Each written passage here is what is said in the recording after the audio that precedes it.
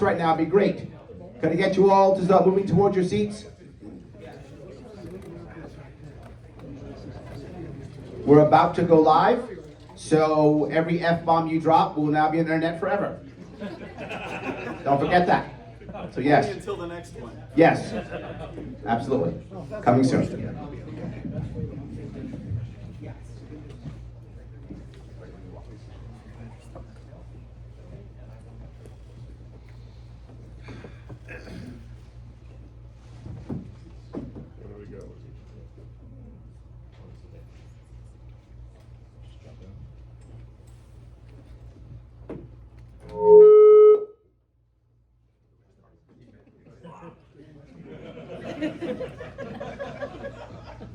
We good? We are good. Hello, everybody, and welcome to the Libertarian Convention. We are the Two Doom Men, and we are a local podcast that has been working with the Libertarian Party for about 3 years now. And we are honored to be here today, and we are very excited to take part in this debate. Skaggs, why don't you take it away? Yeah, so before we get started, why don't everybody who's watching, you could go to, especially if you're in Connecticut, go to lpct.org, and you can become a member or contribute to the party. Some good news and some bad news.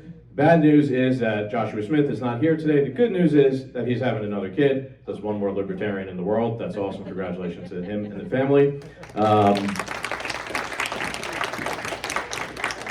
Don't forget to like, share, and subscribe. We're going to have a whole bunch of other content from the convention here to be posting in the week after this. Without further ado, I'm going to throw it over to the man of the hour, Mr. Larry Sharp. Thank you, everybody. Thank you. But I am not the man of the hour. I appreciate that. I want to also bring that, I'm sorry that we don't have Joshua with us, but we also, not in person, we don't have the good Dr. Rechtenwald with us either, not in person. He is ill, and since he's not a communist, he does not want to share his illness with us. So he decided to instead be a good individual, and he's going to be joining us remotely. So he'll be doing that, which will be great. Tonight, I want to say thank you to the Libertarian Party of Connecticut for hosting us. Appreciate that. We are lucky that we do have 4 in person and 1 candidate actually here via Zoom, which is great. The format this evening will be, we will have a 60-second opening statement from every candidate.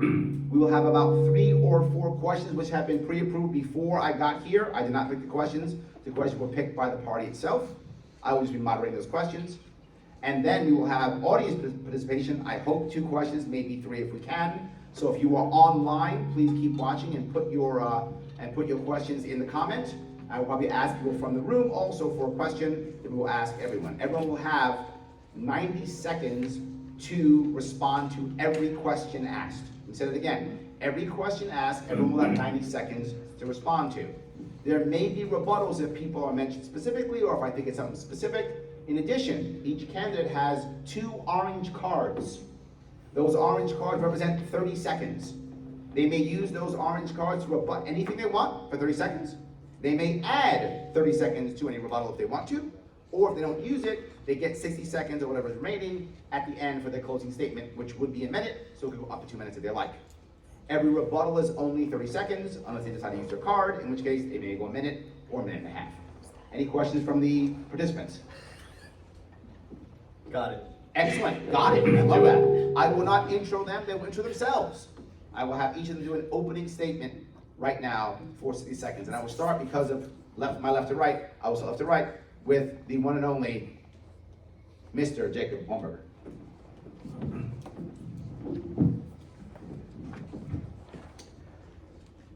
Socialism has proven to be the bane of mankind. And yet in the South Carolina debate, my honorable opponents here said that we have to continue the socialism of Social Security for the next 30 to 50 years or 70 years. Because they say that America has made a contract with socialism that has to be honored. Who's going to vote for that kind of message? 1% of the electorate. That's what the Wall Street Journal poll is stating right now that we get. If we are going to break into the 10 or 15% category of the national vote, if we're going to lead America to freedom, which is our job in this party, then we need to run a campaign, a presidential campaign that is based 100% on genuine libertarian principles, especially the eradication of socialism from retirement, healthcare, education, and immigration. Otherwise, we stay at the standard at 1% and we lead America nowhere. Thank you very much. Wow, that was under time. Well done. That was the under time. Thank you. I will be putting up this blue card when you have 5 seconds left. So you know you have 5 seconds left. So wrap it up, your last sentence, whatever the case may be. We can start now, if we would, with the one and only Chase Oliver, please. Hello, Connecticut. My name is Chase Oliver. I want to be the Libertarian candidate for president. Why do I want to run for president? Because I think it's time for our party to grow and for us it's time to focus on the wins that we can have as a party. Now, those wins, of course, winning the White House would be the greatest win. I would love to take office and start dismantling the state piece by piece for each and every one of y'all and for my own liberty. But there are other wins that we can have in this country. We can win ballot access in states all over the country that makes it easier for future candidates to run. We can win major party status in states all over the country that allows libertarians to break glass ceilings like we never had before, like I did when I was the first candidate for president who's not a Republican or Democrat to ever speak at the Iowa State Fair. And we can win by helping thousands of libertarians who want to run all over the country win in winnable races. Now, I want to run because I think I have the energy and enthusiasm to be our candidate for president. We have to run a 50-state campaign for president. I've already visited, tomorrow will be my 42nd state I have visited since January. I'm aiming to visit all 50 states before our nominating convention. Why? Because I think it's time to prove to you exactly what a libertarian candidate for president can look like with energy and enthusiasm. Go to votechaseoliver.com and learn more. I look forward to speaking throughout this debate. Thank you. Excellent, thank you. And now moving to my right, Mr. Lars Mapstead. Thank you, Larry. When I say the system is rigged, you know that that's true. Whether it be our economy is rigged, our healthcare is rigged, our criminal justice system is rigged, our election systems are rigged. All the systems are rigged. What system is rigged most to you, you know. We need to unrig the system, and how we unrig the system is we start winning as libertarians. I have put together a plan for us to win on election night. Now imagine California is blue, and Texas is red, and Florida is red, and there's a gold on the map on election night. And imagine if we are the deciding factor in the election and we cause Joe Biden and Donald Trump to not become president. That sends it to the House of Representatives to choose. And you know that it's been contentious choosing the Speaker of the House. Imagine picking the President of the United States. This would put us on the map, and it would get rid of this problem of, oh, I would vote for you guys, but you can't win. By winning, we bring money to the party, we bring in new people to the party, we invigorate the party. Go to lars24.com to find out more about my plan. Excellent, thank you, Lars. And now, Mr. Michael Tremont. Thanks very much. These are three terrific guys, and if anyone says anything negative about any one of them, we're going to have to fight in the hallway, and I mean that. They are absolutely terrific. The campaign that I am putting together is the one that I believe that a lot of you folks sitting in the room tonight are going to be interested in supporting, because we are building a campaign to actually disrupt American politics, to leave the United States a different place than the way that we found it. We are beginning to build a professional campaign right now. We have 15 people on our team that we pay already. We are going to be very much ready for the other side of the nomination. We're running a very different campaign than what you've seen inside the Libertarian Party in the past. We're running with a great deal of professionalism and credibility. We're running based on my own experience in public policy and public service. I was a professional economist for 20 years. I worked for the White House. I've taught economics at 3 different universities. I've had my own business educating financial services professionals. I've been an advocate for free markets in Washington, D.C. for 12 years, and I was a police officer for 12 years until a couple years ago. I look forward to talking to you about that. Excellent, thank you so much. And lastly, from the internet, from the interwebs, I hope you'll be able to hear him, the one and only Dr. Michael Rectenwald. Well, hello, Larry, and thank you for having me. I appreciate the accommodations. As you could tell, I'm not feeling my best, but I'm here, and I'm doing everything I can. I'm running for president as a libertarian. I've been endorsed by Dave Smith, Judge Napolitano, Jeff Dice, the Mises Caucus, and many others. You may know my story. I'm the former NYU professor turned radical libertarian. I became libertarian after the woke mob tried to cancel me at NYU in 2016, and now I've been recently canceled by the right over my stance regarding Israel and its onslaught on Gaza.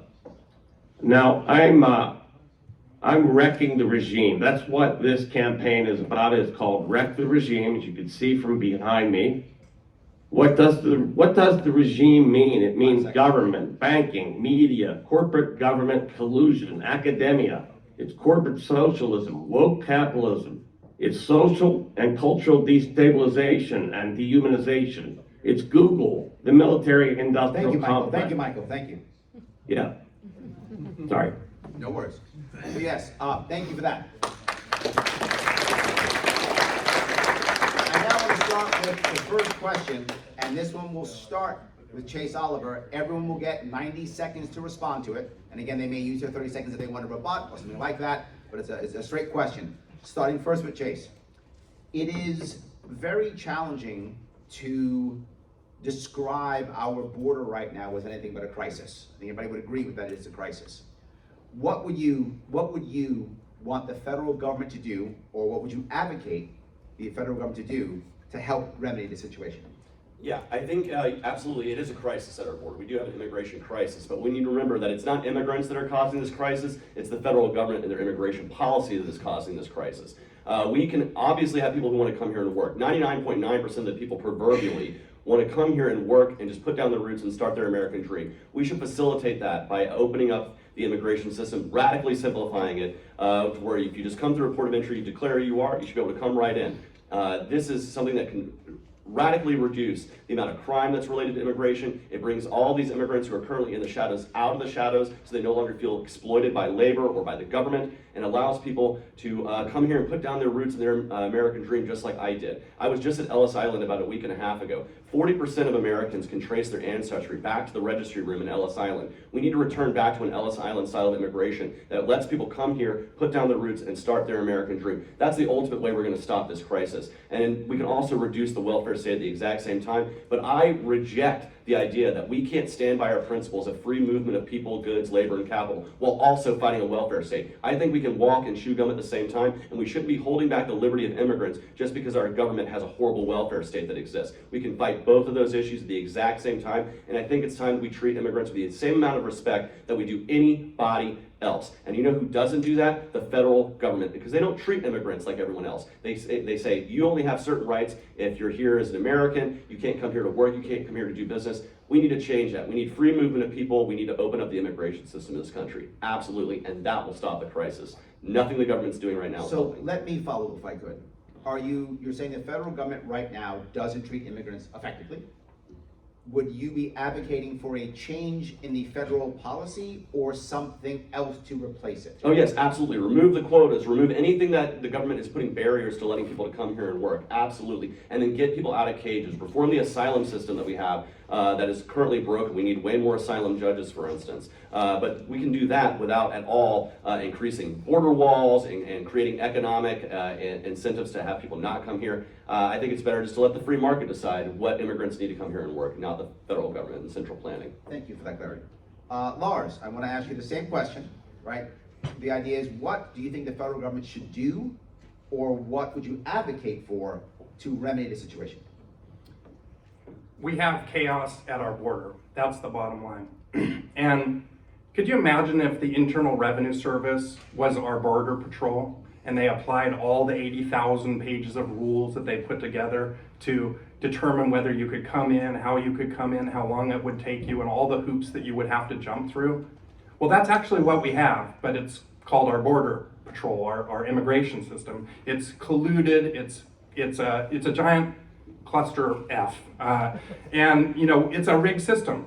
It's not fair, it's not equal across the board. If you are somebody that's, say, coming from the Philippines and you've married somebody in the United States, it might take you 5 to 10 years to become a legal US citizen. That's ridiculous. When we see people flooding across the border, it's not a fair and equal system. We need to control our system so that it's not chaos, so that we know what's going on and that we can match workers, with employers. There's 9 million open jobs right now looking for people for work, but we're not doing a good job of matching people coming across the border with those jobs. And we need to do that so that we don't have all these people end up on welfare and we don't all pay for these people. There is an opportunity for meritocracy to exist and for people to have better lives. Look, most Americans can trace back their roots to Ellis Island. I want to make the system easier and less complex that everybody can understand and end the chaos at the border. So let me follow up with that. What you're saying, if I hear you a bit different than Chase, is you're saying you want to just streamline the process for the workers. They can come in, get taken care of, and get to work. Am I reading that correctly or no? We force people to be illegal, essentially, because the rules are so corrupt. And just like any black market, when people try to get around the rules because the rules are so onerous, we need to make the rules super simple and super easy, just like it was for my great-grandparents coming to America, and let everybody have a chance at the American dream. Thank you. Michael Termott, same question again. What would you expect the federal government to do, or what would you advocate for to remedy the situation? Well, this is a relatively simple area, so I'm glad we have these cards. These each represents an hour and a half Yes, to yes. speak to this Each issue. one is Good. 6 I'm hours. going to use both of mine because it's going to take that long. In 90 seconds, look, I spent a couple of days down at the border learning as much as I could, meeting with ranchers, with border properties. I met with the local sheriff's office and the Customs and Border Patrol and a number of libertarians down there.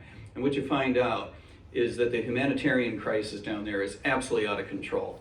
Look, immigration is good for the United States. It is one of those things that defines us in contrast to other democracies around the world. It's good for us fiscally, it's good for us economically, it's good for us socially, it's good for us culturally. We need to get people in here in a much more rapid fashion. If you're not on some weird list, you ought to be a priori presumed to be cleared to come in the United States. We do need to protect against illegal immigration, not because we don't want people coming in here as rapidly as possible, but because the humanitarian crisis that we have created with black markets is absolutely deadly. It is disgusting. It is not a good reflection of who we are as a people in terms of our ethics or the way that we should be managing humans' lives.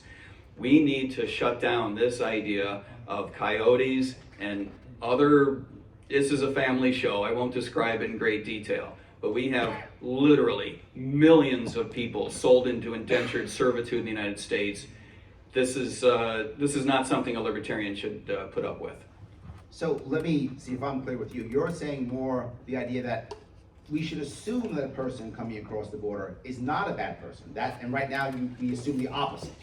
That's right. Right now we have a system whereby which you need to prove that you're worthy of coming in, and that should be the prior. We should have to have a system that says we can prove why you shouldn't come in, otherwise you're cleared in, and thereby bringing people in so fast that there won't be this incentive to try to come in illegally. Understood, thank you. I want to move, if I could, to, look, I feel clapping, thank you, yes. So, I do want to move now to our website, our web person, if I could, Dr. Rechtenwald, if you could answer that same question, please. Again, the question is, with our border issue, what would you either advocate for or expect the federal government to do to remedy it? Thank you. I think the proper position for libertarians on the question of immigration is to treat it from a property rights perspective. If we lived in a perfect private property society, the only borders that would exist would be the borders around your property. We don't live in that world. We live in a state. We have a state that claims property for itself illegitimately. That really is the property of citizens. Likewise, I believe that we should have an invitation-only immigration policy that's invitation from property owners, business owners, and what have you, spouses and so forth. With invitations, people can enter. We need more ports of entry to facilitate this. This is actually a liberal policy, but it also protects property rights. And those who invite someone should be held liable for anything, for what they do in terms of economics and other behavior. Thank you for that. I want to, if I could, are you saying then that if someone came to our border and did not have an invite, they should be barred from coming into across our border. Yes. Okay, excellent. Thank you for that. I appreciate that. I'd like to invite the nation of Cuba. Okay, there we go. We'd have a lot of invites. But again, now let me stay on that for a moment, right? The joke that if some of you might not have heard is Michael Tramacha said, well, what I would do is I'd invite the nation of Cuba. But if I understand correctly, Dr. Reckenwald, if that were to happen, if any Cuban national did something bad, Mr. Tramacha would be responsible for what that person did. Is that correct? Yes, and then of course you're not going to be inviting people collectively. You invite individuals and families. That is an invitation to each person. Okay. And of course, it doesn't include bringing terrorists across the border. But what if I invited a terrorist? Well, then you'd be responsible for that person, but they'd be vetted at the port of entry. Okay, thank you for that. I appreciate it. Excellent. If I could move to Jacob Hornberger. Sir, same question. What would you either advocate for or expect the federal government to do? If there is any issue that separates us in this race, this is one of them. This problem is caused by immigration socialism. I grew up on the border. I spent half my life on the border. I've seen the death toll from this system. It is central planning from the max.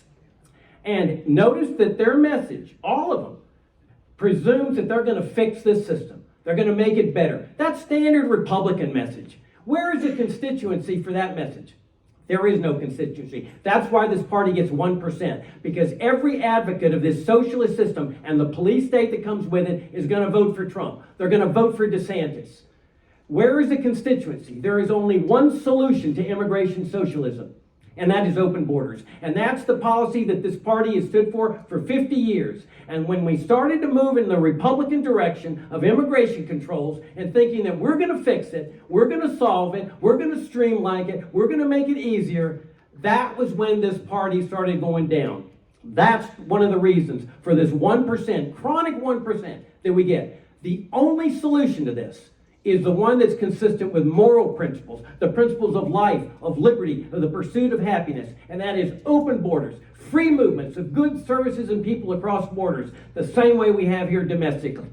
And that's the only message that can break out and garner a large number of votes. I ran for U.S. Senate in Virginia 20 years ago, where the policy of open borders, abolished Social Security, abolished Medicare and Medicaid, and I got 7% of the statewide vote. Not 0.07, 7%, because freedom is a winning issue. So let me follow up with that if I could. So what you're saying is you would say, federal government, do nothing. Just walk away from the border, do nothing, whatever happens, happens. More. Dismantle the Border Patrol, Okay. dismantle the Immigration Service, dismantle every single control in the free movements of goods, services, and people across borders. It's the only solution to the problem that we have. There's no other solution. Thank you. I think that was clear. All right, that's our first question. Do we got everybody? Move on to our second question. We're going to start this one with Mr. Lars Mapstead. Inflation. Inflation is obviously affecting every household in America. Some really bad. Some would say that it's crushing poor communities worse. What actions should be taken to help fix this problem, particularly for American families? And the Fed. No, seriously.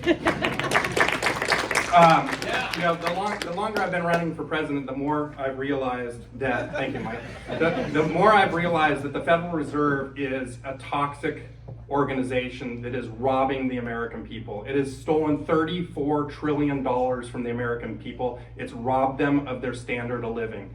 And the Congress has given them the authority to do this, and it's time to end this practice. We have built-in robbery in America. The inflation is built in. We're talking about inflation now because it got out of control. It got above 2 or 3%, but we have 2 or 3% inflation as a mandate from the Federal Reserve. That means every 30 or so years, your dollars fall in half. Your value falls in half. And we've got to stop this theft because this is another form of taxation, and I hate taxation, abolish the IRS. And this is another form of that, and we need to get rid of these corrupt systems. Essentially, the government printed too much money during COVID, handed it out to people and to, in large part, to giant corporations who helicopter dropped that money onto goods that didn't exist because we had supply chain issues. And this drove up the prices. It's basic economics. This isn't really hard, but somehow the inflation was transitory. It wasn't really happening. Oh, it's kind of a problem. Oh, crap. So, the government doesn't know what they're doing. They don't even have control over this. It's time to get rid of the Federal Reserve and end it for good. Thanks. Okay, so let me ask that question. Are you telling me that the old day one that we hear all the time, day one, I just go, you guys are gone, it's over, abolish? Or is there something else clearer when it comes to this? Yeah, if I could wave a magic wand, that'd be great. But clearly, as a libertarian candidate, we're going to be the president of no mostly. And so we're going to be vetoing a lot of stuff that tries to get pushed through. So I don't think that there's an easy way to end the Fed on day one. But what I can do is I can nominate Ron Paul as the last chair of the Federal Reserve and finish the job that he started. Well, let me touch one more piece if I could. Yes, happy for that. Is that going to directly affect American families?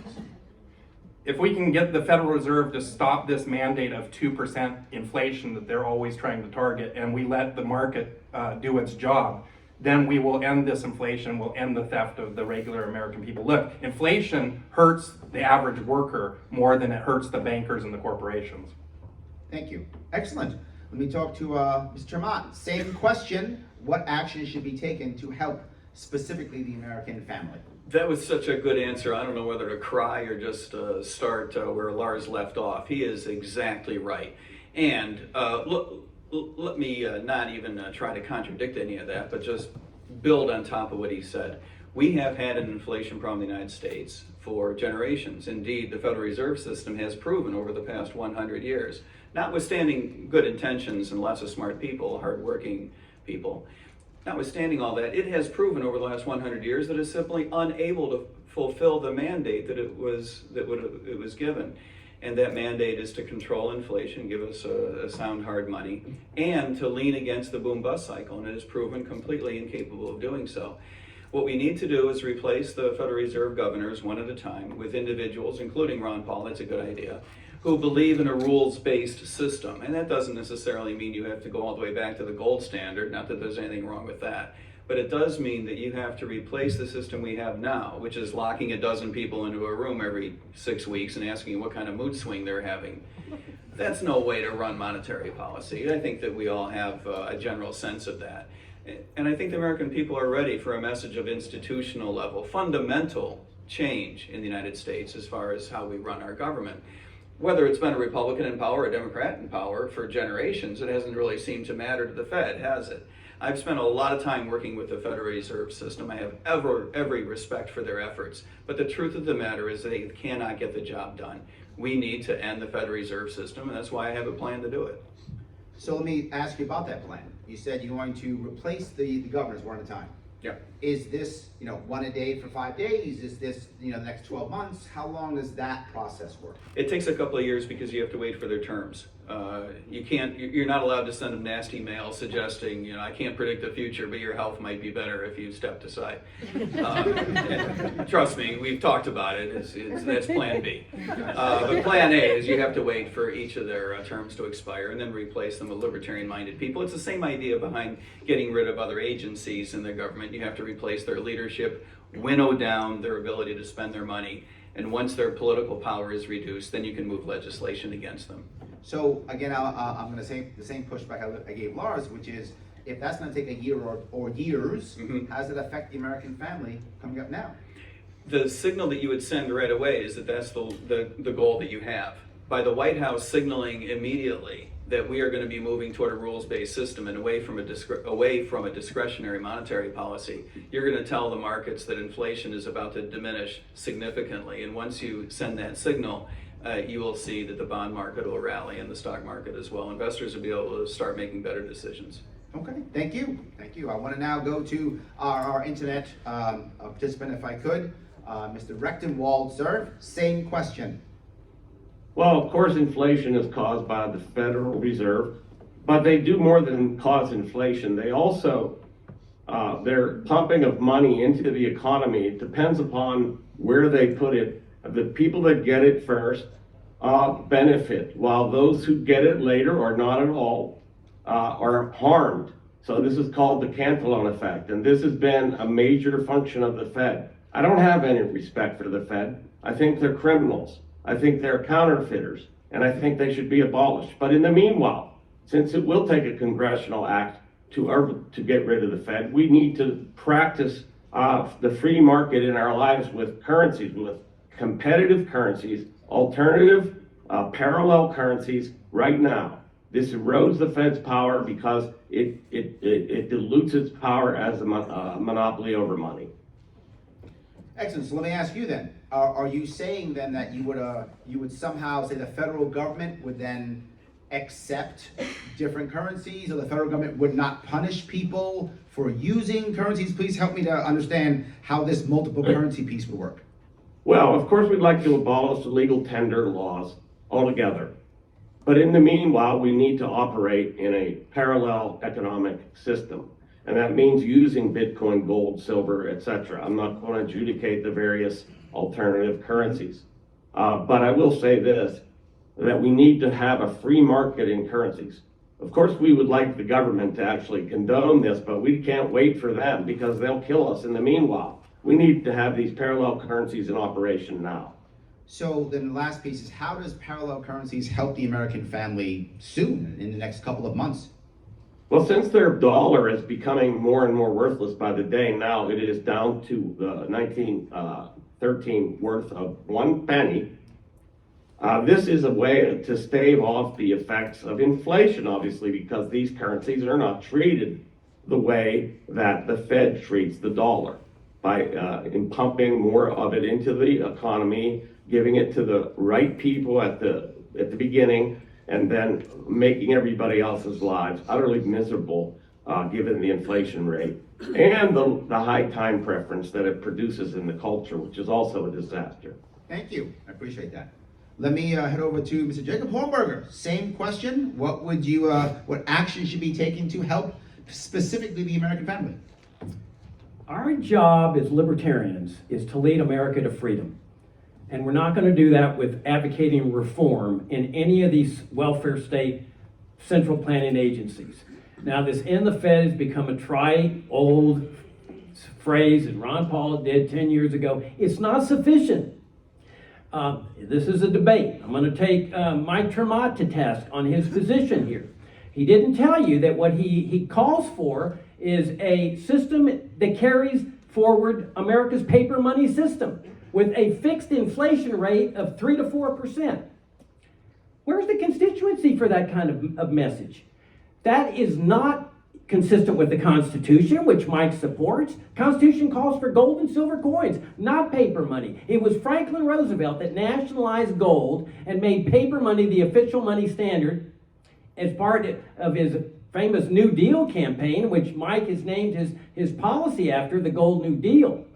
We have to go further than this, further than reform. Abolish the Federal Reserve, get rid of legal tender laws, totally, get government totally out of the money business. This is what Hayek called for, the denationalization of money, the total separation of money in the state. That's the message of this party. That's where we should be leading America, because our job is to lead America to freedom, not some warmed over, better monetary system, immigration system, Social Security system. Our job is to lead America to liberty. So let me be clear on this one then. You're also saying, if I understand, the government should not even print any money at all. Absolutely. The government has no business in the money business at all. So it should be totally free market. How does the government collect revenue? It denominates, if we're going to have taxation, which Well, it may not be taxation, it could be anything else, but when the government collects revenue, how will it collect revenue and how will it pay any employees or laborers that it uses? it labels what it needs in terms of currency that it's going to collect. So if it says you have to pay, let's say, your taxes, which I oppose, in American Express banknotes, then that's the money that they're collecting in. If they say gold coins, then it's gold coins. But in the meantime, everybody's transacting in a free market monetary system. The government's simply labeling the particular Bitcoin or gold coin or whatever it is using for that purpose. Okay, and let me ask the same question. How does that system help the American family? Meaning soon, how does the American family get better with that system? Because you have sound money. Sound money is one of the principal foundations of a prospering, growing economy. We had sound money in this country with gold coins and silver coins for over 100 years. It's one of the principal causes for the tremendous increase in the standard of living of the American people, especially from around 1890 to the time the Federal Reserve was established in 1913. Thank you. And Mike, you were mentioned specifically. Do you want to take 30 seconds to rebut? It depends. Okay. Is my microphone on? It depends. What was said about my plan was 100% dishonest. Does that mean that I need to spend one of my cards? No. Okay. In that case, sure. Obviously, the Gold New Deal is our plan to reimagine a relationship between us and the federal government because we believe that the New Deal of Franklin and Roosevelt completely screwed it up. And so we are calling for revamping that deal completely. You can read about it at goldnewdeal.org. The other thing that was said that is not just dishonest, but to be honest, really dopey dishonest. I am calling for a zero inflation rate by completely changing monetary policy in the United States. I have a plan to eliminate the Federal Reserve System and replace it with a rules-based system that would lead to zero inflation with a very low rate of annual increase in the money base to match the rate at which our economy expands. Zero inflation. Thank you. Do you want to say anything to that, Mr. Hornberger? Yeah, I did. Please, go ahead, 30 seconds. Yeah. His plan specifically said that he's going to have an inflation rate equal to the growth rate. You can go look on it on his website. Therefore, if the growth rate is 3 to 4%, you're going to have an inflation rate of 3 to 4%. Thank you. 15 seconds if you want to reply to that, Michael. Not only does the website not say that, it would be a stupid thing to say. Jacob, just because you're bad at math doesn't mean you get to mischaracterize someone else's plan. The idea is to allow the money base to increase by 1 or 2% a year to match the growth rate of the real underlying economy, resulting in an inflation Thank you, rate Mike. of zero. Okay, I want to move on, if I could now, to Chase. Chase, it's been a lot. There's a lot of stuff's happened before now. Should I repeat the question? I mean, it's a tough one, but yes, if you would. Inflation, big deal all over America, especially American households. Some people would say it's the poorest families the worst. What action should be taken to help that situation, remedy this, and of course, focus on helping American families? So yes, we want to end the Fed, we want to change monetary policy, but what can we do today? What can we ask the Congress give to the President today that's going to help American families? A balanced budget is the first thing we can do because that prevents us from printing trillions of dollars out of thin air. If we can balance the budget, you will slow inflation. And by the way, the last time we had a balanced budget in this country, we had the largest growth of the middle class in our country's history. I don't think those two things are unrelated. And you're correct that this hits poor people more. Why does our monetary policy affect poor people more? Because when they generate dollars out of thin air, who do they give that money to? They give that money to banks, and then banks loan it to you with interest. They don't get any, they're not paying any interest on that. You're paying the interest on that money. So it affects the average individual far more in individual families. You are correct there. And having a balanced budget can start reducing the amount of money that we're printing out of thin air. But yes, we absolutely want to change our monetary policy. We absolutely want to fight for alternative currencies like Bitcoin and others. We absolutely want to support auditing the Fed. At the very least, can we get ourselves where our Congress can audit the Fed? That was the first thing that Ron Paul wanted to fight for before he even could end it, right? But at the very end, we absolutely must end the Fed. And we cannot wait, like Argentina did, to elect a president who's going to wait till we have 140% inflation to get it done. We need to do it right here, right now, and we need to be exactly like Malay says, afuera. Get rid of it, out of there. And that's what we need to be fighting for, absolutely. So let me then say the same thing. You decided to do the balanced budget. I love it. How does the balanced budget affect an American family, in the near future? Well, when you balance the budget, what you're doing is so every year right now when we're printing trillions of dollars out of thin air because we run budget deficits and the Treasury prints money to make up for that. And so when we do that, we devalue every dollar. It's like a slice of pie, we're cutting the slices even smaller. So when we stop overspending, when we stop this deficit spending and we get our economy under control, when we start balancing the budget, we stop printing those trillions of dollars out of thin air, and it can actually start reducing the rate of inflation in real time. Okay, I got it. There were a lot of back and forth here between Mr. Termott and Mr. Hornberger. So, Lars, I want to give you 30 seconds. Do you want to say anything, add in any way? Yeah. Look, the American people are suffering, and they're suffering because the government is not doing its job, and it's getting in the way. People are having a hard time putting food on their table, putting gas in their car. paying for their medical care, paying for their kids' education, their clothes. We've got to end this because it's the regular people that are suffering, and every time we have a new bank bailout or a new giant printing of money, it just goes to the banks and then the corporations, and it never trickles down to the regular people, and that's what I'm here for. Excellent, thank you. I also want to go to our internet celebrity we have here. If we could also, there was a lot of back and forth between two candidates. Mr. Rectenwald, do you want to take 30 seconds and say something, add something? Yes, I want to say that, of course, we need a free market in currencies and not a state currency. So that's why I argue that we need parallel economic currencies right now, and that we can stave off the effects of the Fed and its inflationary and discretionary and utterly biased approach, and we can do that now. Thank you. And just to wrap things up, you want to give 30 seconds? I just wanted to say one thing real quick. We need a reminder, and 2008 was a great reminder of this, the fact that we live supposedly in a capitalist system, but when big banks fail, it's socialism. They bail the banks out. The government's happy to help out the large financial firms, and it's the average individual who ends up picking up the losses. And so we need to get back to a more free market system. When a bank is too big and it fails, it needs to fail, it needs to fall by the wayside, its inventory needs to be liquidated and other people to buy, and that's how the free market system is supposed to work. And because we don't have that, we have this continued boom and bust cycle that is continuing to affect American families far more than it's affecting the giant corporate interests who have bought and paid for our Congress. Excellent. There we go. Nice to wrap up that question. That was 2 questions down. We have the third one I'm going to start, and this one's going to start with Mr. Michael Tremont. Again, 90 seconds. The current Israel-Palestine conflict. Yes. As Commander-in-Chief, or even as a candidate, what actions would you either take and or advocate for regarding this conflict? If we have learned anything over the past couple of months, it is that we do not have influence over the actors in the Middle East. And I realize that that comes as a great deal of disappointment to many of us in the room. This particular conflict is personal. It feels more personal. It feels more difficult than the other conflicts we have around the world. We have made it our policy in the United States to give billions of dollars a year to the government of Israel, to give billions of dollars a year collectively to the other actors in the area, the governments of Egypt and Jordan. We no longer give money to the Lebanese government, but we didn't until recently. The PLA, Hamas, Hezbollah, and we have proven that we have absolutely no influence over these actors whatsoever.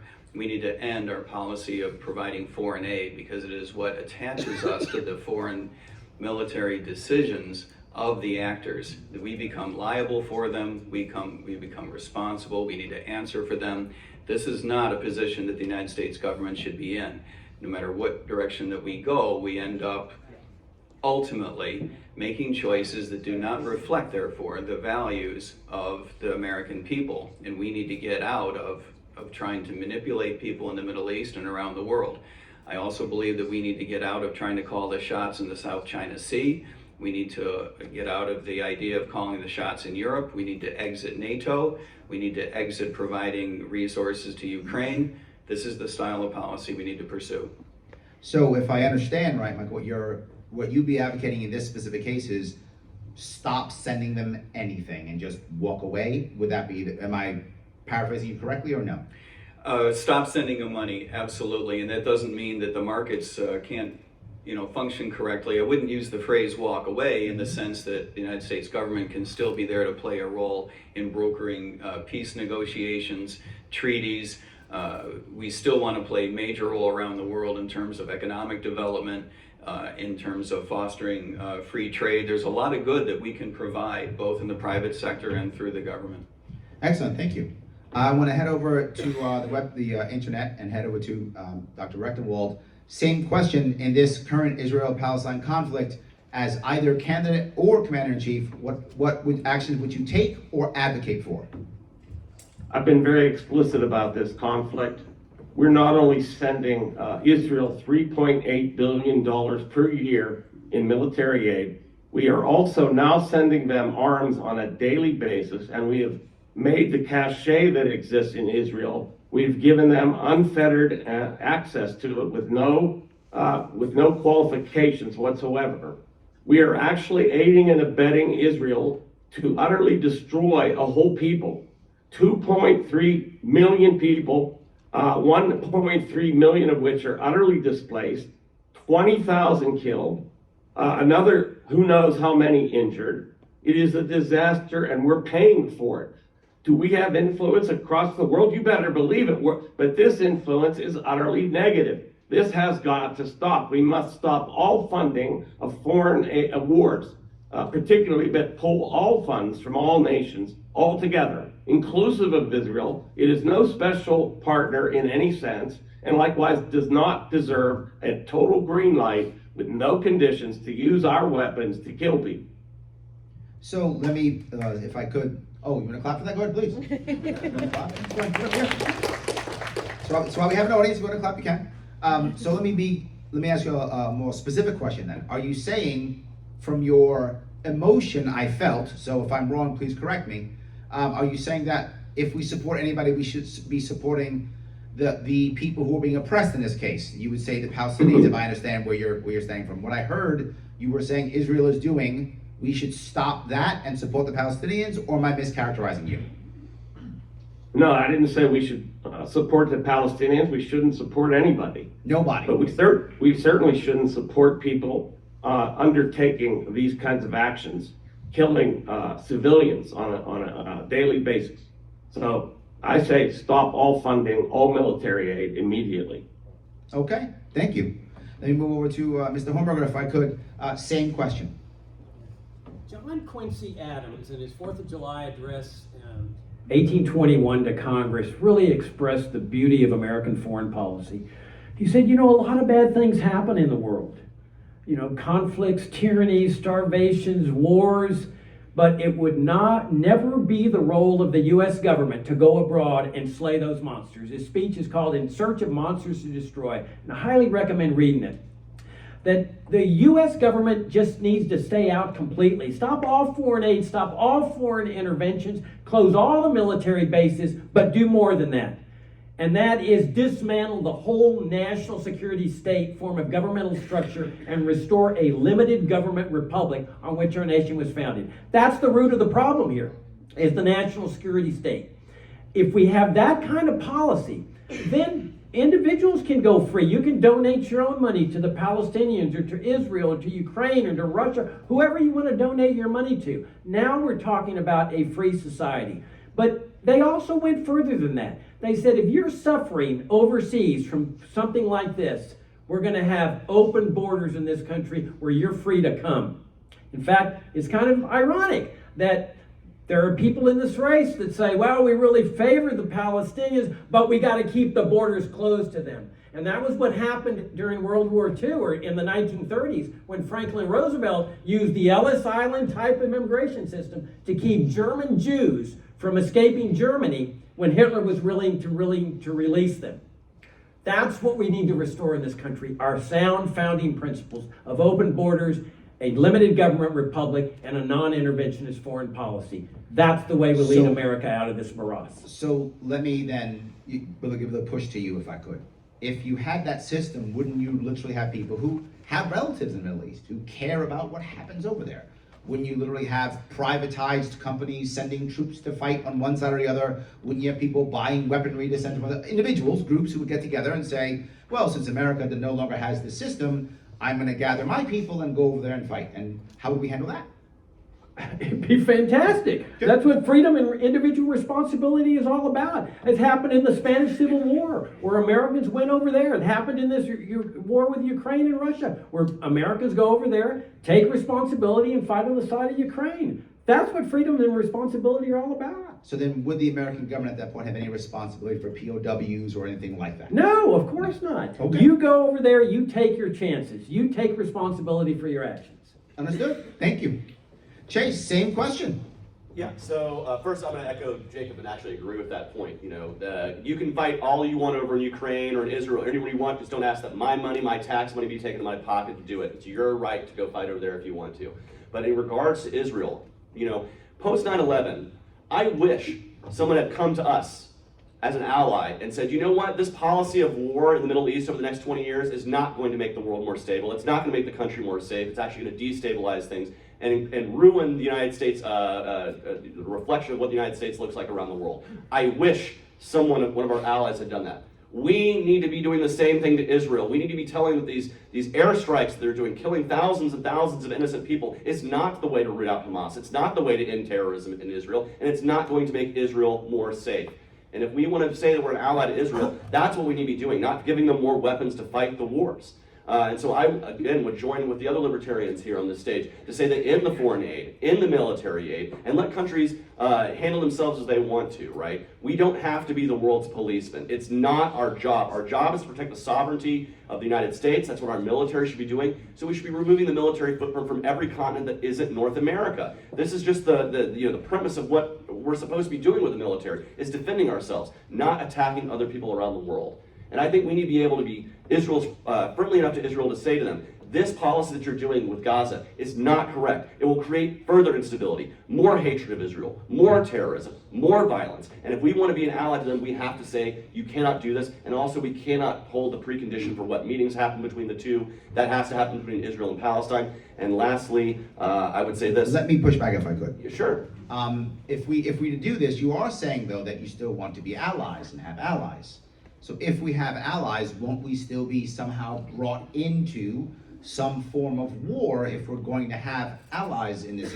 In the case of what I think the others were saying, they were like, just get out totally. So the term ally maybe is a misnomer. He's like, how about international neighbors? Somebody who has another nation in the world where we can talk to them and have diplomacy and say, hey, maybe not the best advice to do this, but no, we should not be tying ourselves to any nation, Israel or any others, with precondition, with the ability to say that they can determine when we go to war. That has to end, and that includes NATO and other things. We need to remove ourselves from these foreign entanglements. Our first president said this. It's from the very beginning. This is something that we've been going against for 250 years, and we need to get back to more sensible foreign policy.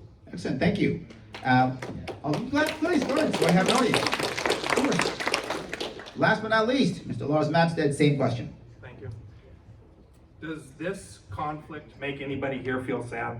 It makes me feel sad. I have 2 daughters, and I think to myself, what if my daughters were in this situation where they were shot and killed? What if they, on either side?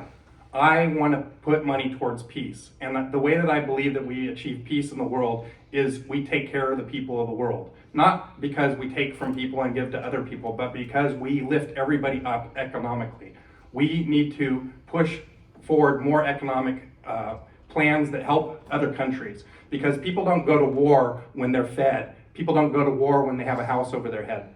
People go to war when they feel desperate and they do desperate things. And we need to end this. One of the things that I'm working on is an energy race. And I know this doesn't have much to do with this, but it does. Because what I want to do is I want to create extremely cheap energy for the world. I would like to see fusion in my lifetime, which essentially is as big as discovery of fire. It's endless free energy for everybody. And this creates cheap food, cheap transportation, cheap housing, cheap everything. And no war has been really won at the end of a gun. Usually, like the Berlin Wall fell because of economics, not because of a gun. And we need to economically lift people up so that we can stop this. Look, America cannot police Chicago or Detroit or Baltimore. How can we police the rest of the world? So, let me push back on this. If we are able to create this cheap energy, how do we share this to the world? Are you saying we're going to be donating it, giving it somehow? How are we going to help the rest of the world if we have this great energy? Yeah, so when we discovered the nuclear bomb, it was meant specifically for killing people. And then they found out that it could be used to create energy. And one of our presidents, I can't remember off the top of my head, had an energy policy where he wanted to share the technology with the rest of the world so everybody could have cheap energy. If we can get fusion, which a lot of countries are working on right now, if we can get that and we share it with everybody, that's going to lift everybody up to such a level that we've never imagined before. I literally mean that it's like discovering fire all over again. Thank you. Can I jump in here, Larry? Please, of course. Okay. I'm just astounded right now because I'm hearing effectively Lars saying that we need to have we need to have social welfare programs for the entire planet. So what would that cause? Would cause an immense growth of the state and the further oppression of the citizens within the state. We are not in the business of spreading welfarism across the planet. That's an outrage for a libertarian. And we're not in the business. Who are we that we're talking about giving free that, free this? That's called the state. What we need is companies doing what they will, not the state. Thank you. I appreciate that. If you want to go ahead and respond, if you would. Yeah, absolutely. I'm not talking about the state giving it away. Technology is, once you develop technology, it's pretty easy to hand that idea off to somebody else to implement for themselves. It's not giving away anything. It's not taxing from anybody. It's the giving of ideas. Imagine if we discovered fire and then said, we're not going to share fire with the rest of the planet. Of course we are, and it's going to make everybody better, and it didn't cost us anything to share that knowledge with people, to lift people up. And that's why I think the solution is a good one, because it doesn't cost us anything, and it solves a lot of problems. I have to jump back in, Larry, if I Please, can. Michael, go ahead, please. Just who is this we sharing things? We're supposed to be libertarians who believe in the private enterprise, the private market, private ownership of production. If some company wants to share something, that's their perfect right. But who's going to compel this sharing? The state. Who else? So we're not in the business of telling people to share or not share. That's up to them. This is called free enterprise. Yeah, I totally agree with that. I'm not saying that the government is going to do it. What I'm saying is I want to promote the position that we should be moving towards discovering fusion so that we can lift all people up. And that is free enterprise. That is other countries are doing Thank it you, right Lars. now. Unless you not want to just use us. 30 seconds. No, Do you want to use 30 seconds? No, you're good. Okay. And 15 more seconds if you want to respond to that, Mike. Well, I just don't see. No, I meant Mr. doing Rectenwald, this. sorry. Sorry. Yeah, I understand the encouraging, you could be the cheerleader of anything you want, but it's not, we got to make sure this doesn't come down to compunction, to compelling companies to do this, that, or the other thing. That's entirely their business. Thank you so much. Excellent. All right. That was a good one, wasn't it? That was good, wasn't it? Good. Here we go. Does anyone else want to use their orange card to put some more in? Awesome. We move on to our. No. He asked a different question. Oh, I see. Yes, he answered a different Out question. of nowhere. That is correct. Yes. All right. Yes, you can pull it out of nowhere. I of mean, course. Yes, as long please, as now go I ahead. understand that Lars just pulled this out of his ear, I think that's terrific, Go ahead, and please. that therefore it may not come up otherwise. Look, Lars is absolutely right on this. We need to be moving toward fusion. It is equivalent to inventing fire. The reason it's a public policy issue, and I'm sorry if certain people on this dais don't quite understand this, the reason it's a public policy issue is not because we're trying to socialize, it's because we're trying to get the government out of the way of it. The reason that we don't have nuclear fission and consequently, in the long run, fusion moving ahead is because the federal government has made it very difficult to get permits. What we need to do is to put this in the hands of the states and allow them to make rules for themselves Thank you, as to Michael. what technologies they're going to allow investment in. Unless you want another 30. No, it's all right. Thank you. Good. Excellent. All right, good. So I appreciate that. We are now going to move on to question number 4, and that will begin with Mr. Rectenwald. As president or as a candidate, it will be very difficult to get libertarian changes. What would you advocate for, or how would you try to get either bipartisan, nonpartisan, tripartisan support to enact anything that you want to enact, either as a president or as a candidate? Well, first of all, I'm not running as a white knight who will roll into DC and top down change the system. This is an utterly delusional idea that should be banished from our thoughts. Well, just to be clear, Mr. Rectenwald, I did say or as a candidate.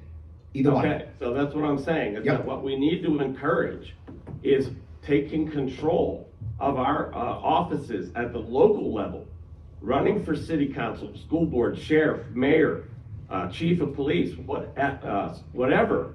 The point is, we're not going to beat this system from the top down. We have to dismantle it from the ground up. I think I'm the only grassroots candidate here that's talking about putting people into human action themselves, not sitting around waiting for some presidential candidate like RFK Jr. going into DC and I'm gonna wave a magic wand and fix everything. I'm sorry to tell you, we have to have people do this themselves.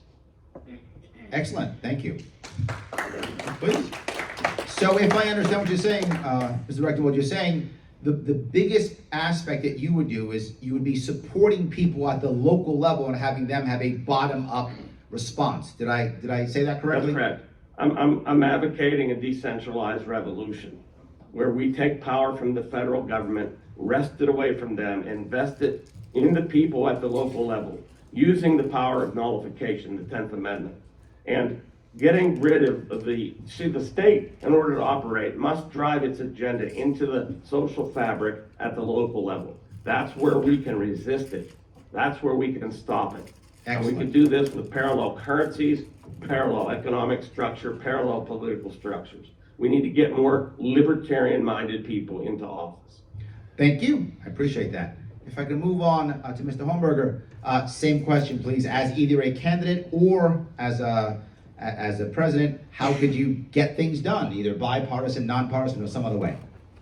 What I keep emphasizing in this race, and I'm going to emphasize all the way to May, is that it is imperative that the presidential candidate of this party emphasize the pure, genuine principles on which this party was founded. Mike Rechtenwald says he wants to get people elected to school boards. He's already made that a campaign issue. He and his campaign manager, Michael High, said, we're going to take over the school boards of America. Why? To show America that libertarians can run socialism better than Democrats and Republicans. Because public schooling is your classic socialist program at the state level. Every one of my opponents here favors school vouchers, which are nothing but a socialist reform measure that takes money from one group of people through taxation and gives it to another group of people. Is it popular? Absolutely, in the Republican Party, but it has been a disaster for this party. When Mike Tremont took this message to the voters in the 20th Congressional District, he got less than 1% of the vote. When Chase Oliver took this message to the voters of Georgia, he got 2% of the vote. When Joe Jorgensen took the message 3 years ago, 1% of the vote.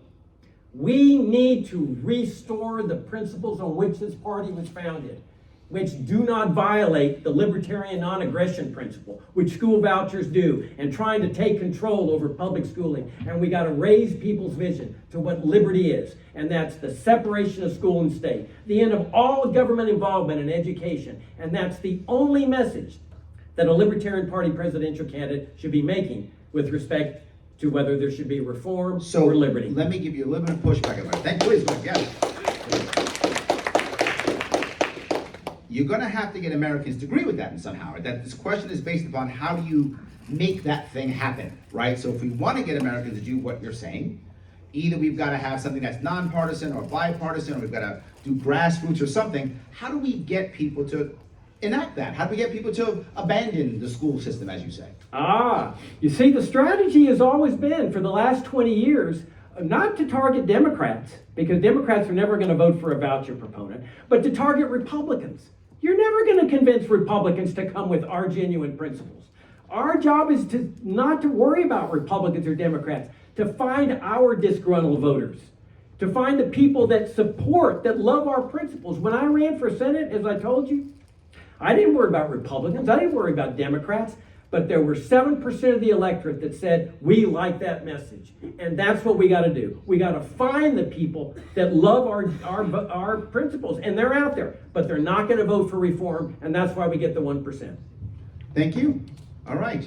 Chase, same question, right? How do we move this forward? What do we have to do to make this happen? Yeah, so this is really the most important question that a libertarian candidate for president is going to face. How are you going to run, and how are you going to get more support? How are you going to grow our message or our movement?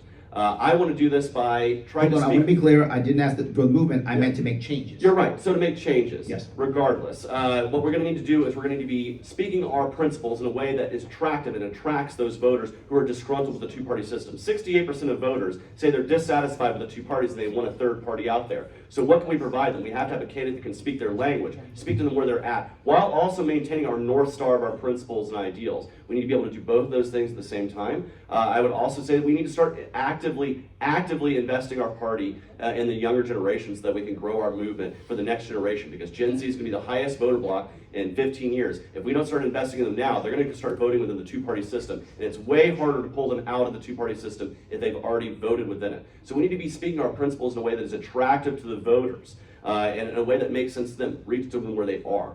That's something that I've tried to do when I've run for office in the past. By the way, I did get 2% in my Senate race. In doing so, I made national news and attention for the Libertarian Party, and I brought the idea of ranked choice voting up from 5% support in the state to almost 40% support in the state. So you can have real impact if you run a real principled race, even in the most expensive Senate race in United States history. Trust me, I know this for a fact. And I want to run all over the country to give voters something to feel good about. Because right now, they have a false impression, if they have any impression of libertarians. They think we're selfish, that we only care about ourselves, and we need to be able to communicate that the value of libertarianism is an empathic value. It says that each and every person can make their own destiny, their own life, if we just promise that we try not to have force, fraud, and coercion with one another. If we live in peace, we live free. And that needs to be the message we push forward. Let me push back a little bit on this. When you talked about the youth, right, and what everyone always says, maybe I'm wrong here, I have to be open, I'm open to being wrong here, but everyone will say it's not worth from the youth. The youth, they don't vote, right? The people who vote are people over 60. These youngsters, they don't vote.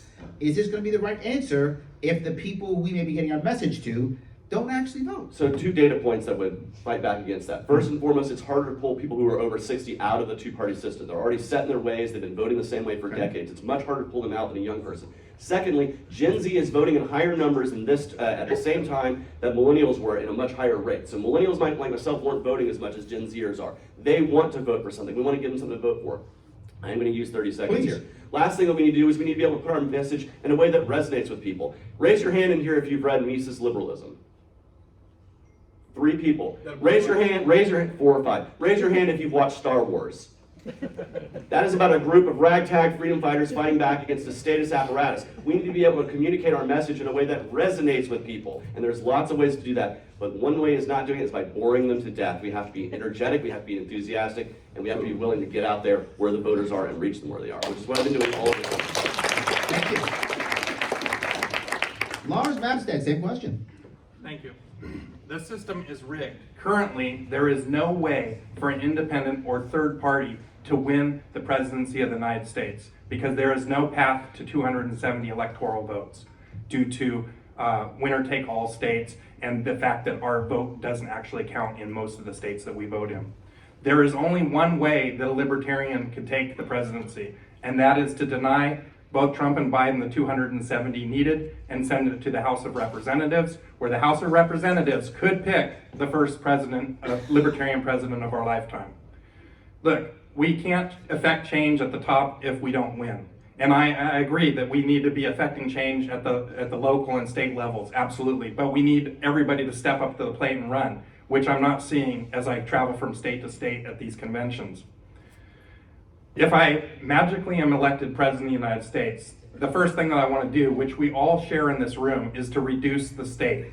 And I would start with a thing called the Plum Book. And it's a list of 7,000 positions that the president gets to appoint. I would not appoint any of those positions.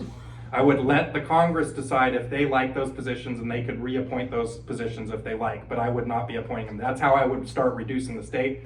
I would be the president of no. I would veto everything that I didn't approve of.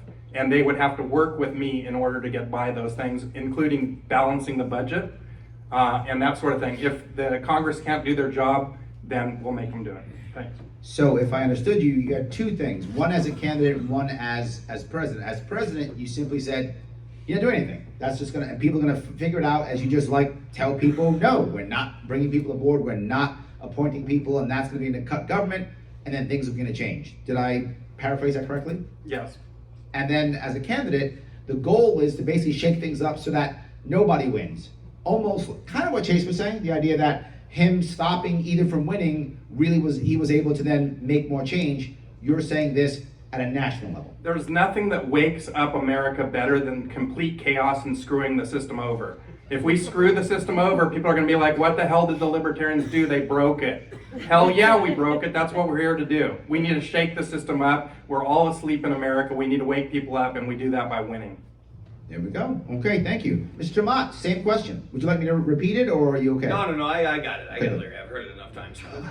Look, Lars has got it exactly right. Our job is to disrupt the way American politics works, and we are building a campaign to do exactly that. We are running with a style of campaign and the style of messaging. Here's the object of the game. The object of the game is to create in the minds of American voters, donors, and media that there is a completely new choice available to you. Our job is not to find common ground with Republican and Democratic politicians, but to cleave a very hard edge against them.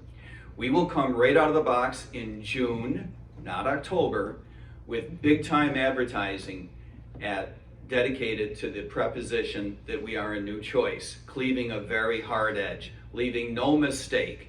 Our campaign is not going to be based on, let me see if I can get this right from 2016, we're socially liberal like Democrats and fiscally conservative like Republicans. If you hear me say something that dumb, you'll know aliens have sucked my brain out. The object of the game is to share our principles and do so in a way that reflects the fact that our values align with most Americans much better than the values of the Republican or Democratic Party establishment. That's the truth. We have to give Americans an opportunity to find us and to recognize in themselves the libertarian streak that is there. Remember, most Americans have a libertarian streak, but they can't spell libertarianism. So, please go ahead. Let me give you a little pushback on that. I've heard that many times. Many Americans are libertarian, they didn't know, blah, blah, blah. People want a choice, all those things. Right. But in so many cases, when we were able to get out there, people didn't make that choice. They still went back to their old ways of Democrat or Republican. How do we break that, right? This is almost habit forming, right? Like, oh yeah, this Tremont guy seems smart, I like him, but you know, I'm really a Democrat, or oh, I'm scared of the Republican, or whatever. How do we break that habit? Yeah, and they're not going to say exactly that. They'll say he's got a terrific wife, and you know, we can put up with him. I get it. Look, I would give you some pushback on your pushback. Please. I don't think it's true that we've done a very good job in the past of giving people a really different choice. Okay. If you go out there and you say that we're like Republicans in this way and like Democrats in this other way, you're not creating a completely different choice. You're just telling people, now you got two reasons to dislike us. To cram a quick story into my remaining time. When Gary Johnson said, what's Aleppo, right? And his campaign imploded. I want to make the argument that that's not the reason his campaign imploded. The reason his campaign imploded is because when he eventually made that mistake, and we all do, he had not given people a reason to hang on to him. Contrast that with Donald Trump, who says many more stupid things than that on a weekly basis, but people know why they love him and why they hate him. Thank you. I appreciate that. Great. Guys, thank you for that. Thank you. Those are all the prepared questions. I'm now going to see if I can grab some from the internet. Oh, yeah, please, please go ahead, Chip. Of course, please. 30 seconds, please. Yeah, I want to comment on what Chase and Mike have said. Chase is absolutely right. He got more publicity in his race for U.S. Senate than I think any Libertarian Party presidential candidate in history. Most influential Libertarian American. I commend him for it. And he got in the debate. And Mike Tremont got in the debate. And these are two of the nicest guys you'd ever meet, in case you haven't noticed that. 98% rejection rate at the end of that process. 99% rejection rate. Why? If everybody's a libertarian, how come they have this huge rejection rate? It's not because it's personal, because they're likable guys. It's because of this Republican light reform message that has become standard in our races. People are not going to vote for that. There's no constituency for that. Thank you. The only constituency is a message of principle. Thank you. Excellent. Go ahead, please.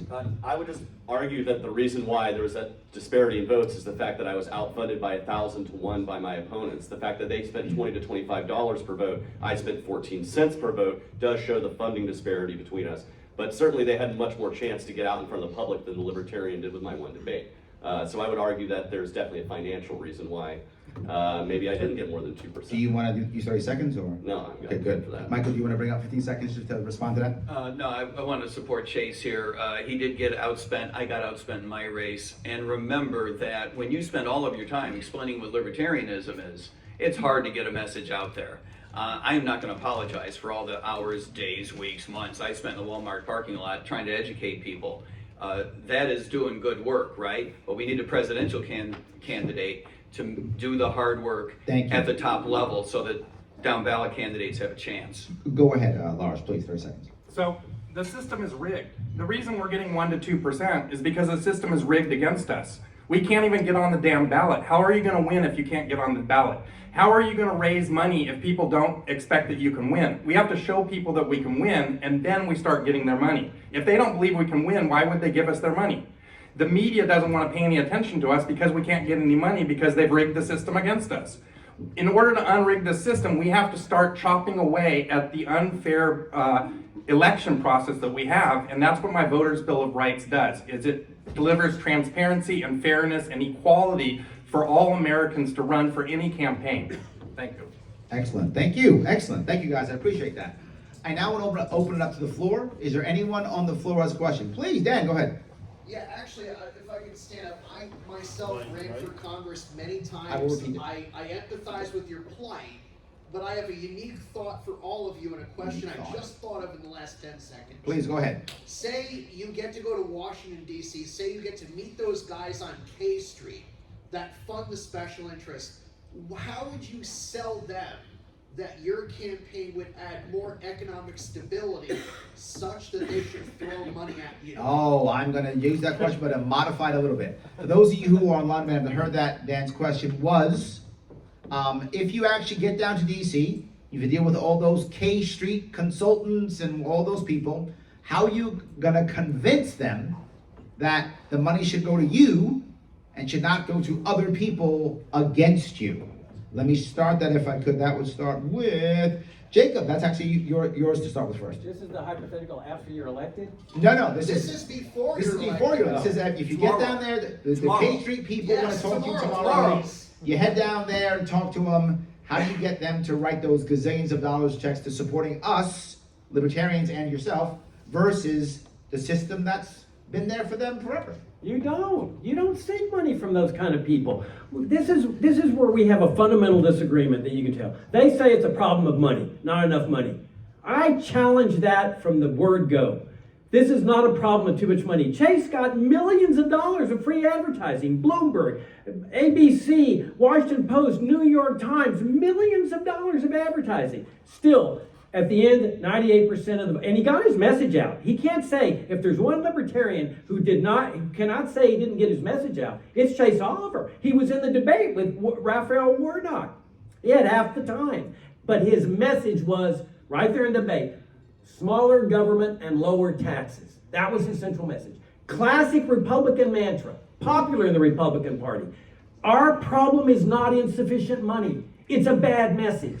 We get the message right, we pull the votes in. And what's that message? Our founding principles. The biggest mistake we made was not Gary Johnson in Aleppo. Our biggest mistake in this party was taking Republican principles, relabeling them as libertarian, and abandoning our core principles of liberty. But if we restore those principles and run a campaign based on those principles, we would have the most exciting campaign in LP history, and the LP would finally be a force to be reckoned with. I have no doubts that the 7% that voted for this message, not for me, because I'm nothing special, but when they voted 7% for open borders and get rid of public schooling and so forth, that can be doubled today with the right message. Thank you. Chase, please, same question. You get invited down to K Street, all the big wigs are there with the millions of dollars. What do you tell them? Yeah, I'm going to deny that invitation because here's the truth. These people are paying money to invest into our Congress, to buy and pay for our Congress. Why?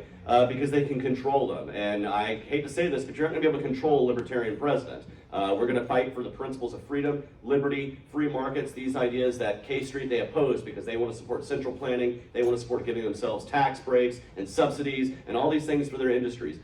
The best thing that I can offer people is I'm going to free the market. I'm going to reduce the subsidies to nothing. I'm going to reduce the giveaways to nothing. We're going to lower the overall cost and impact of government in our lives. And that will benefit millions of people. But it won't benefit lobbyists in Washington, D.C. because they're the people who buy and control our government as it exists. We need to reach out to the people and being asked for a grassroots support. This is how many of the people who get elected do so. Barack Obama, he did take lobbyists' money, but he also had the highest small number of donors in the country because he spoke a message directly to them. Why did the lobbyists pay for that? Because they saw who the winning horse already was.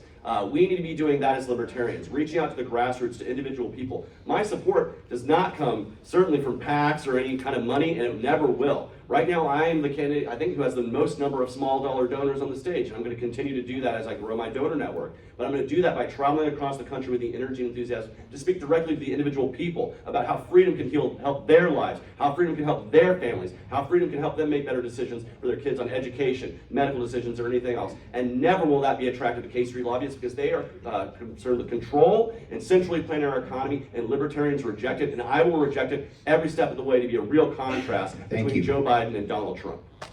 Thank you. And please, Laura, same question. You get to meet the K Street guys. What are you going to do? Yeah, I think my answer is somewhat similar to Chase's, although I would still meet with them and listen to what they have to say. There may be a common ground or a common interest that we could work together on. But in general, I'm not for lobbyists. I feel like they corrupt the system as much as the Congress people. But let's face it, if Congress wasn't corruptible, the money wouldn't corrupt them. And so we need principled people in office.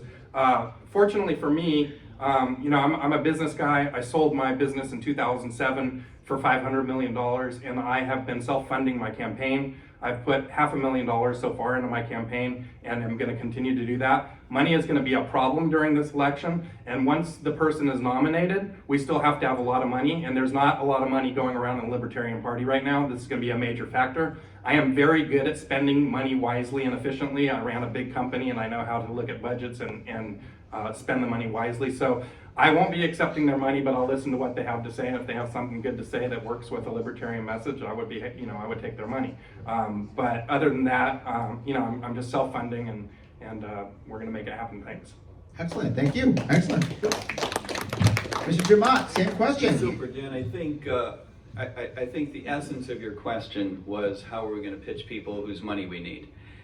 Yes, it is true that we're not going to K Street per se because it is the home of lobbyists. We're not actually going to make that trip. But having said that, there are people outside of our party, and parenthetically people inside of our party, who have real money and have money in the amounts that we need. We need to go from the 3 or 4 million that was raised in the last presidential cycle to something like 13 or 14 million in the next cycle. There's two things that you need to do differently in order to achieve that. One is, as I mentioned before, we do need a message that completely differentiates us from the other parties, so people understand that there's something that you can give your money to other than the Republican or Democratic Party. And it's not that easy to do that, but it can be done. The other one is that we need to recognize that there are people out there that want to support a message that aligns with where they want America to go.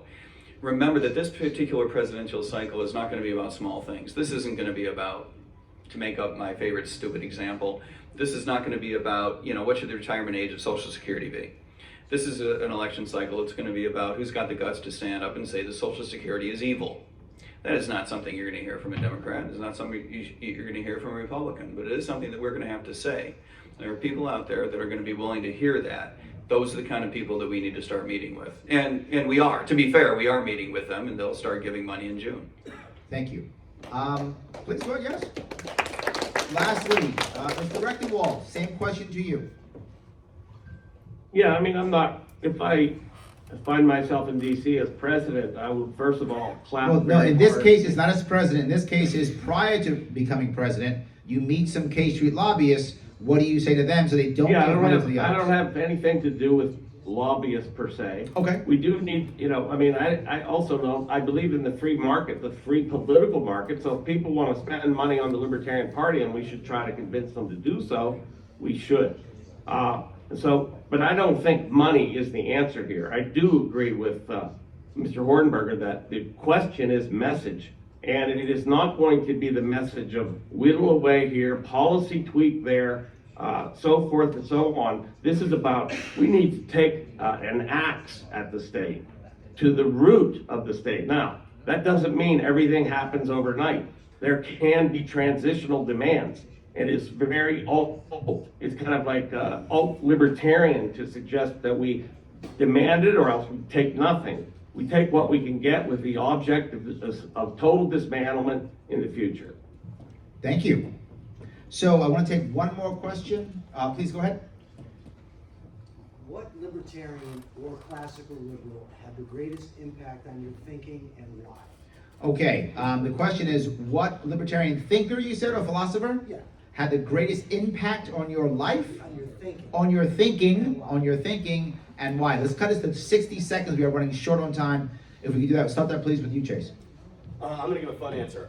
Trey Parker and Matt Stone are the libertarian thinkers that have influenced the rest of my life. And it's because they are unabashedly free speech. They don't, they take no prisoners. They say what they feel, and they don't hold up to sacred, they don't have sacred cows or anything like that. And so they've always been one who's never afraid to tackle a subject unapologetically and do so in a way that is entertaining and brings new eyeballs to the issue. This is what we need to be doing, is we need to have a little bit more pop culture libertarianism that brings people into the idea of the realms of freedom. And so my answer is Trey Parker and Matt Stone. I love it. You made that so good. I'm going to cut it to 30 seckons now. Thank you for that. You said it really good. So he just screwed you, Lars. Sorry. So 30 seconds now. Lars, please go ahead. Yeah, I think to me it's politicians, just because I came to the Libertarian Party kind of later. I've always been a libertarian, but I didn't know about the Libertarian Party because it's not doing a good job of getting the message out that there's actually a party to belong to. That's something that I want to change. I would say Ron Paul would be one, Gary Johnson would be another one, and Spike Cohen would be a third person that's helped me find my way to liberty thinking. Excellent. Thank you. Mr. Chermont, please, 30 seconds. Well, those are really terrific ones, especially Spike, who's has a habit of moving more buttons off of my table than Mike Tremont buttons off of my table, which really pisses me off, and I have allowed him to know that recently. So you'll notice on my table, there's no more Spike Cohen buttons there because he just irritates me. He is terrific in every way.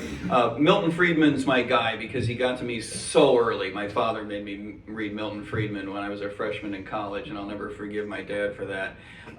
It forced me to come to libertarianism from what I would call the right-hand side, the efficiency side, and it wasn't until later as a police officer that I really came to libertarianism from the ethics side, which we should spend more time talking about, I think. Excellent. Thank you. Mr. Rechtenwald, can you please answer that question? Also about 30 seconds, please.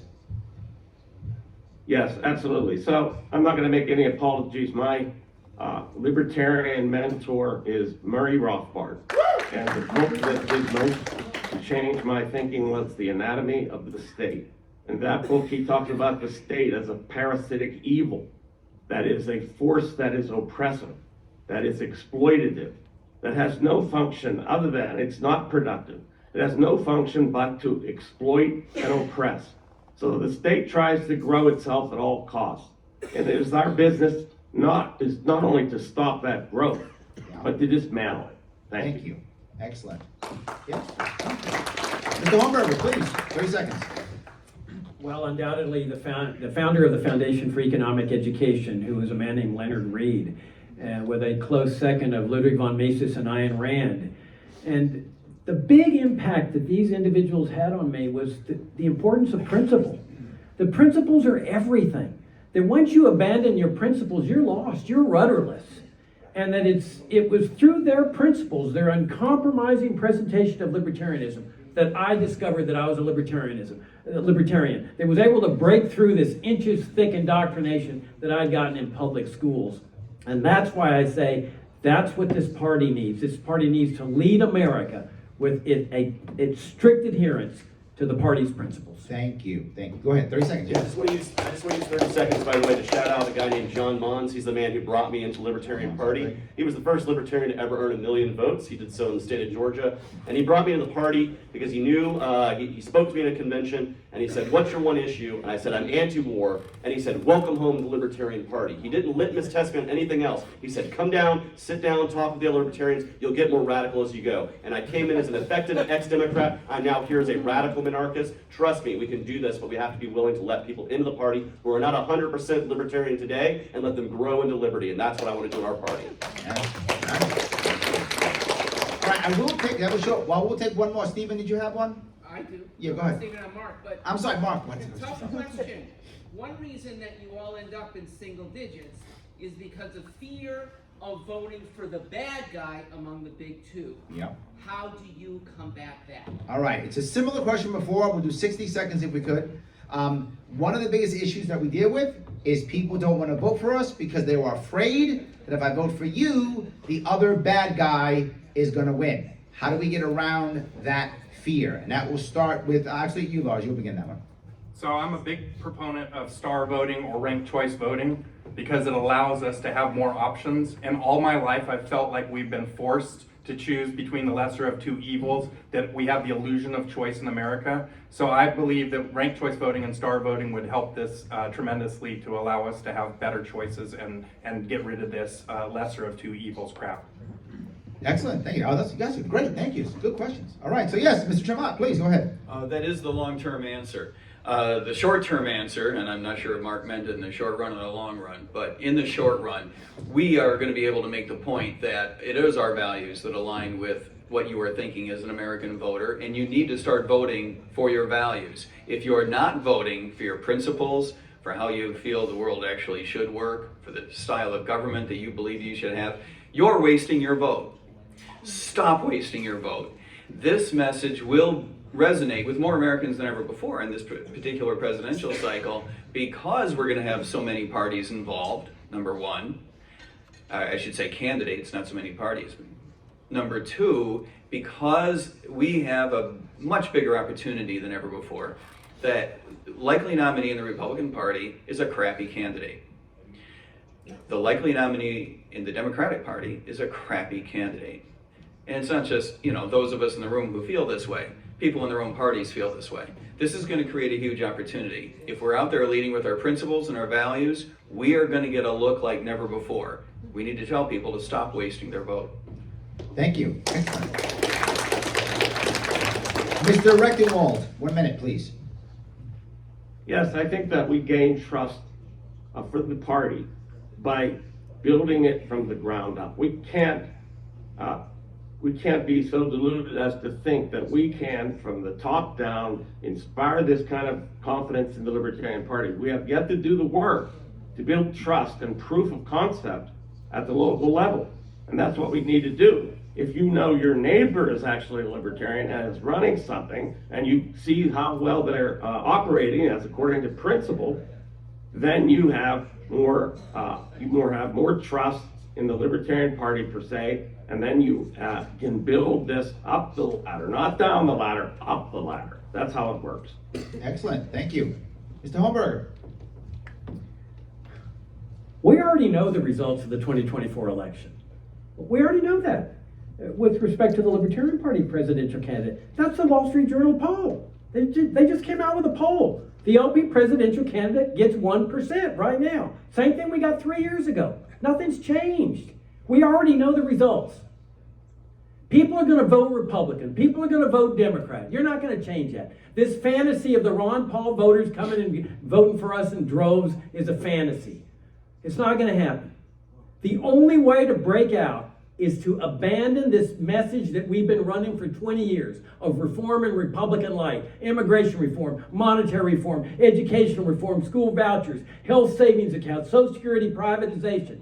Those Republicans who would like that message are not going to cross party lines and come and vote for us. We need to find our own block of voters, and the only way to find them is with our principles, the original principles on which this party was founded. Without those principles, that block of voters is going to stay at home. Thank you. And last but not least, Chase Oliver, please. So how do we remove the fear of the voters? Pretty simply, there's two things I would want to say. First off, if you continue to vote for the lesser of two evils, you're continuing to vote for evil, and the quality of candidates, as we have seen throughout my lifetime, is getting worse and worse and worse among the two-party system. The only way to stop this is to reject voting within the two parties. The only way to reject voting for the lesser of two evils is to reject all evil and to vote for something completely different and have a candidate with the energy and enthusiasm to get out among as many voters as possible to put this message forward. This is what I'm trying to do in this campaign. Everyone on this dais wants to get more libertarian voters. I have the energy and enthusiasm to travel around and meet voters where they are. Part of this is not being inflexible and being able to talk to voters and understand their concerns and where they come from and be able to demonstrate how liberty fixes those issues. That's what we have to be willing to do. And then lastly, we have to recognize that so many people who are within the Republican or Democratic Party are ready to reject those parties. Trust me, I know this from the Stop Cop City movement in Atlanta. The city government in Atlanta is all Democrats, and they're abusing all the Democratic voters out there. With Democrats like that, who needs Republicans? It's time for something different, and libertarians have to be able to offer that difference in a way that's real, stark, and with real energy. I want to do that. All right, thank you guys. Yes, thank you. That is the end of our question and answers. We're now going to move to 60-second, I'm sorry, for most of you, 90-second closing statements. Chase, you will have 60. The rest of you will have 90-second closing statements. And I'll begin with, now it's your turn to start. You'll begin with our 90-second closing statements. Excellent. Finally, I get to go first. Yep. Look, this is a big opportunity. We all know that. This is our time. This is our moment. And I'd like to argue that it's not just our moment in terms of being an opportunity. This is our obligation. We are libertarians. We are the philosophical descendants of the people that put this government together, that did so for only one legitimate reason, that wrote the Declaration of Independence, that wrote the Constitution, and did so to protect our individual liberty. Nobody else comes across the North Atlantic in the 18th century for any less reason than this. If you believe that a Republican or a Democrat politician is going to stand up and lead the charge back toward the Constitution, you're waiting for something that's not going to happen. Our government has literally gone off the rails in too many instances, and figuratively continues to, day by week, by month, by year. It is up to us to lead this charge. We have to get right what we have not been able to get right in the past. We have to run a credible campaign, full of professionalism, yes, but at the same time, we need to brand ourselves correctly for a change. We need to run a principles-forward campaign. This is why I'm running on the Gold New Deal. We have to run something that people will recognize as a completely different choice from Republicans or Democrats. This campaign will not be mistaken for something that you have seen before. This is the way that we must run in order to correctly brand our party, as well as to reach as many voters, donors, and media as possible. Thanks a lot. Thank you. Mr. Rectenwald, you have 90 seconds. Thank you. So, what do I mean by wrecking the regime? I mean finding your local community, your local church group, volunteer organization, issue coalition, township, county seat, etc., and to run for office at these levels. How do we gain the confidence of the American people?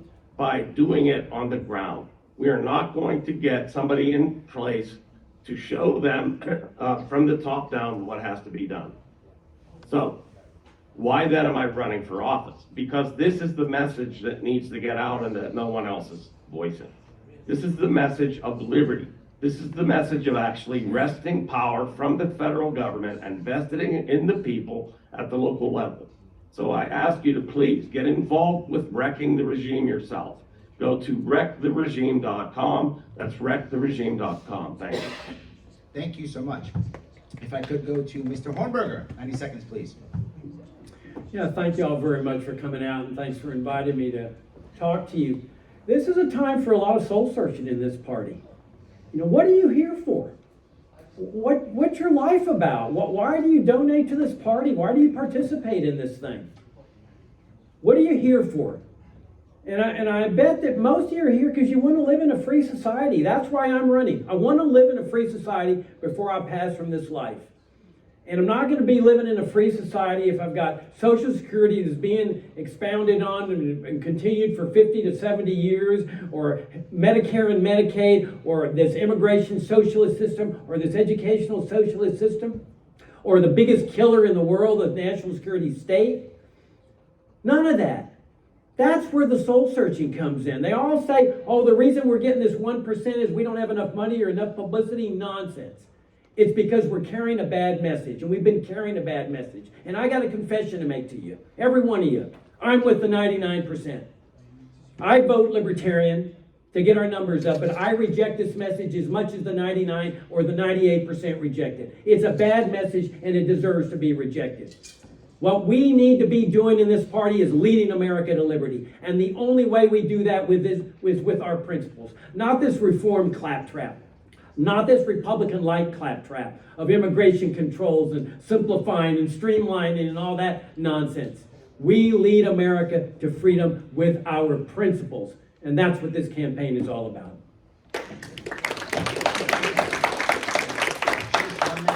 Okay, 60 seconds, I'll do it fast.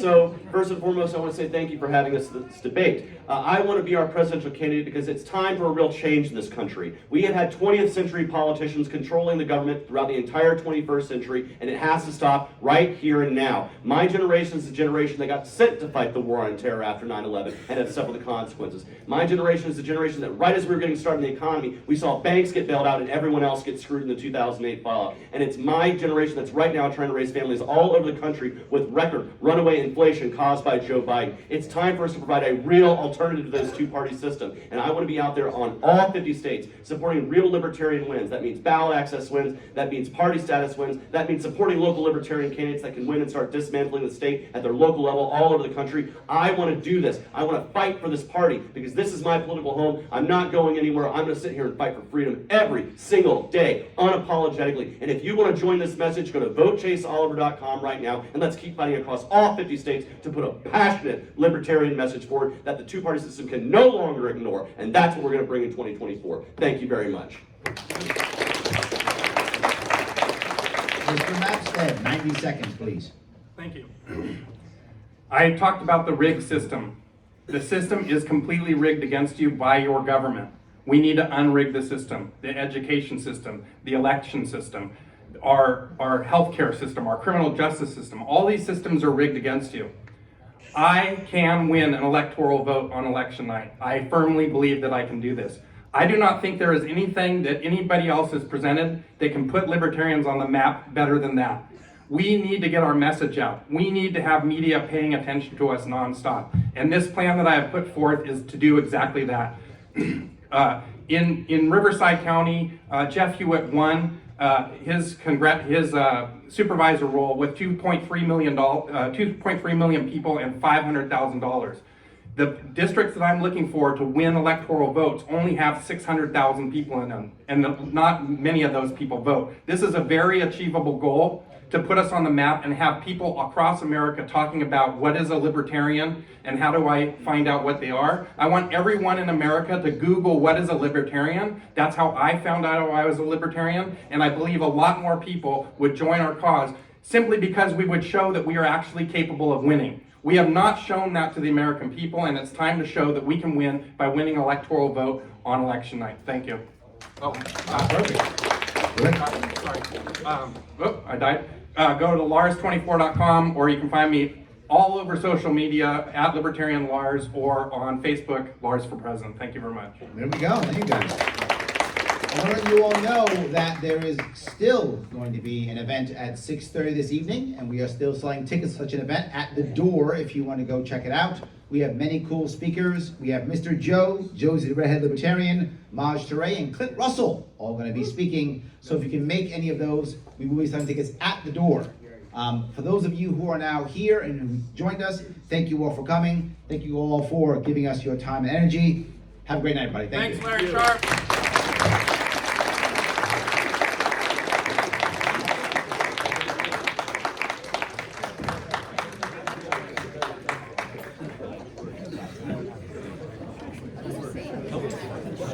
You did great, Michael. I don't know if you can hear us.